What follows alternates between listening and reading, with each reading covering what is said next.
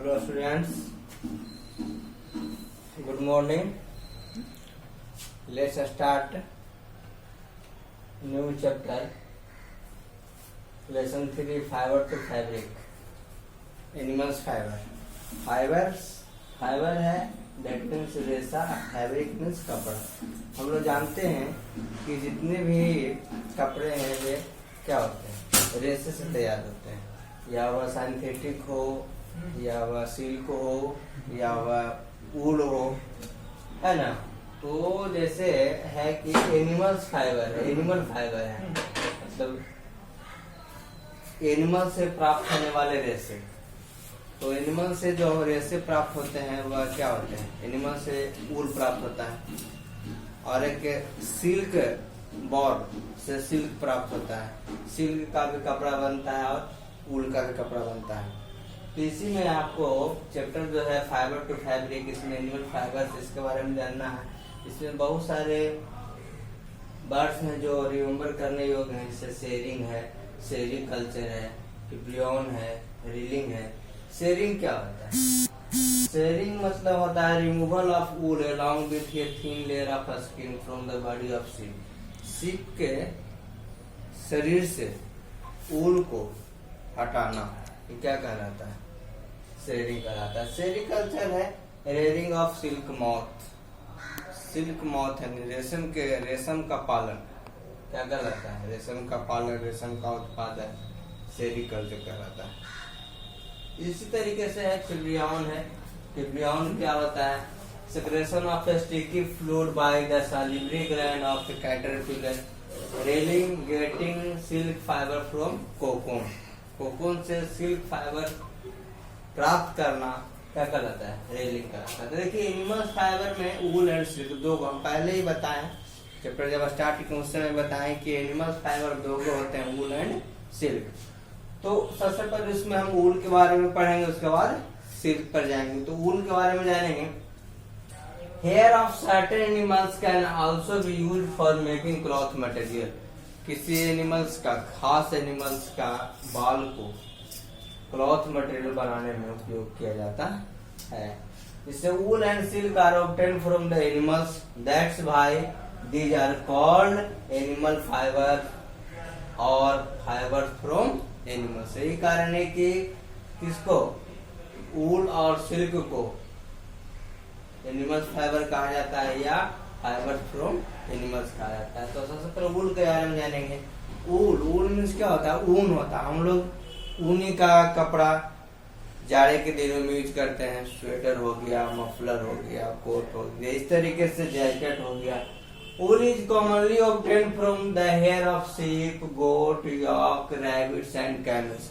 अभी तक हम लोग जान रहे थे कि वूल जो है, ऊन जो है मेनली किससे? शीप से। आप लोग ग्रामीण क्षेत्र में यदि ग्रामीण क्षेत्र के यदि कोई बच्चे हैं तो देखे होंगे ग्राम गांव में भेड़ियों को चराते हुए। जो लोग क्या करते हैं, बहुत सारे भेड़ियों को लेकर आते हैं, अब भेड़ियों के वूल को काट काट कर क्या बनाते हैं? कम्बल बनाते हैं, ब्लैंकेट बनाते हैं। तो वूल जो है किस किस एनिमल से प्राप्त होता है? तो वूल में शीप से, गोट से, याक से, रैबिट से और कैमल से प्राप्त होता है। These animals are therefore called wool yielding animals। यही कारण है कि सभी एनिमल को wool yielding animals कहा जाता है। All these wool yielding animals wear hair on their body। जितने भी wool yielding एनिमल हैं उसके बॉडी पे हेयर, बड़े बड़े हेयर पाए, तो उसी हेयर को काट कर क्या किया जाता है? हटा लिया जाता है, और उसके बाद उससे उसको और बहुत सारे प्रोसेस से, स्टेप बाय स्टेप प्रोसेस से गुजारते हुए क्या प्राप्त किया जाता है? उसका जी फैब्रिक बनाया जाता है। Wool fibre is highly porous.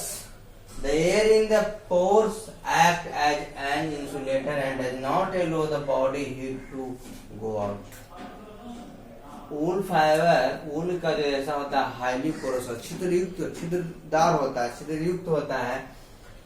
The air in the pores act as an insulator and does not allow the body heat to go out. वह क्या करता है?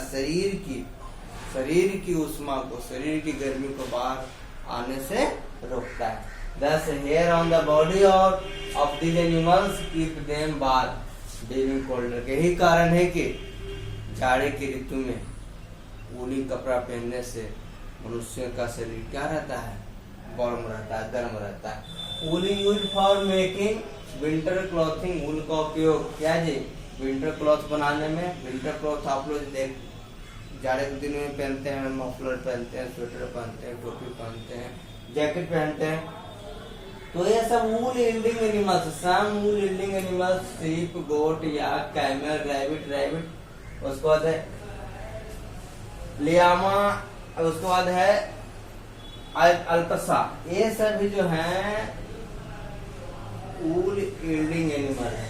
इन सभी एनिमल से क्या प्राप्त होता है, ऊन के रेशे प्राप्त होते हैं, और जिससे फिर क्या बनते हैं, ऊन के कपड़े बनते हैं।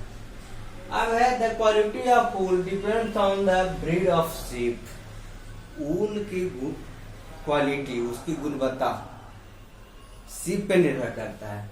The quality of wool is judged on the basis of thickness, length, shine, strength and colour of the fibre.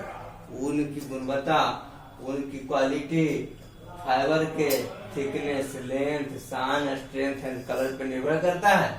Pashmina is a fine, fluffy, light and warm wool from Kashmir and nearby Himalayan area। Pashmina ऊन जो है सबसे बेहतर quality का ऊन होता है, जो कहाँ से प्राप्त होता है जी, जो कहाँ, कश्मीर और उसके नजदीक वाले हिमालयन क्षेत्र के, हिमालय के निकटवर्ती क्षेत्रों से प्राप्त होता है।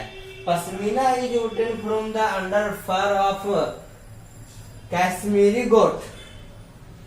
कश्मीरी गोट के फर, हेरी फर जो होते हैं, उससे पश्मीना प्राप्त होता है। There are 6 important wool yielding breeds of Indian sheep। देखिए यहाँ पर दिया हुआ है, यहाँ पर दिया हुआ there are 6 important, 6 महत्वपूर्ण wool yielding breeds of Indian sheep। भारतीय sheep का जो 6 गो महत्वपूर्ण wool yielding breeds है, क्या क्या है देखिए यहाँ पे। यहाँ पर है आपका बहुत सारा है, वखरवाल है, लोही है, नाली है, रामपुर बुशेर है, उसके बाद पतनवाड़ी है, मारवाड़ी है। इस तरीके से अब क्वालिटी ऑफ वूल, इसका वुलन शाल, सुपीरियर वूल, कारपेट वूल, ब्राउन फ्लीस, पोस्टरी, कोर्स वूल, ये इसका क्वालिटी हो गया। तो यहाँ पर देखिए आपका जो यहाँ पे फिगर देख रहे हैं, ये फिगर है वूल यील्डिंग एनिमल्स का। शीप हो गया, याक हो गया, गोट हो गया। अंगोरा गोट, गोट का एक प्रजाति है, गोट का एक स्पेसीज है अंगोरा गोट। इससे बेहतर क्वालिटी का वूल प्राप्त होता है। आप लोग देखे होंगे बहुत सारा मफलर का कंपनी का नाम होगा अंगोरा, है ना। उसके बाद अरेबियन कैमल, उसके बाद है बैक्टीरियन कैमल, लाइमा, अल्पसा, अंगोरा रैबिट। ये है कश्मीरी गोट, जो कश्मीरी गोट जिससे पश्मीना वूल प्राप्त होता है। ये है वूल यील्डिंग एनिमल्स। इससे देखिए अब है फ्रॉम फाइबर्स टू वूल। अब है कि फाइबर से वूल। In the following section, you will learn about the journey of wool from the rearing and breeding of wool yielding animals। मतलब wool yielding animals से जो फाइबर प्राप्त होते हैं, उसे उसका पूरा कंप्लीटली रेसे धागे तैयार होने की प्रक्रिया किस किस स्टेप में, कितने स्टेप में या किस किस प्रोसेस से हो करके फाइनली हमको क्या प्राप्त होता है, वूल प्राप्त होता है। तो यहाँ देखिए getting wool fibre from sheep involve the step given below. कौन कौन सा स्टेप है? पहला स्टेप है rearing and breeding of sheep. सबसे पहला है कि उसको हम क्या करेंगे, शीप का पालन करेंगे।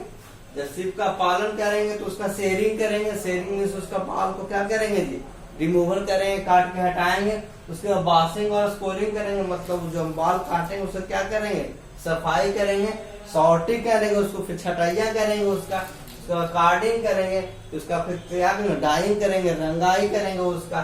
इस तरीके से उसको रंगाई करने के बाद स्पाइनिंग करेंगे, मतलब उसको क्या करेंगे, वेविंग करेंगे, बुनाई करेंगे। इस तरीके से इतना स्टेप में 7 स्टेप में गुजरते हैं, तब हमें क्या प्राप्त होता है? फिनिश्ड वूल प्राप्त होता है ना। इस तरीके से 7वां स्टेप के बारे में आपको नेक्स्ट लेक्चर में इसका क्या किया जाएगा, डिटेल्स किया जाएगा। इस 7वां स्टेप को भी आप लोग को ध्यान में रखना है। इसका 7वां स्टेप का डिटेल्स नेक्स्ट लेक्चर में किया जाएगा आप लोग को, और फिर उसके बारे में विशेष बताया जाएगा। आप लोग इस लेक्चर को ध्यान पूर्वक सुनिएगा। इससे रिलेटेड, इस चैप्टर से रिलेटेड वर्ड मीनिंग आपको प्रोवाइड किया जाएगा। उस वर्ड मीनिंग को आप लोग रिमेम्बर कीजिएगा और फिर कॉपी में कीजिएगा। फिर हम मिलते हैं नेक्स्ट लेक्चर में। That's all, thank you.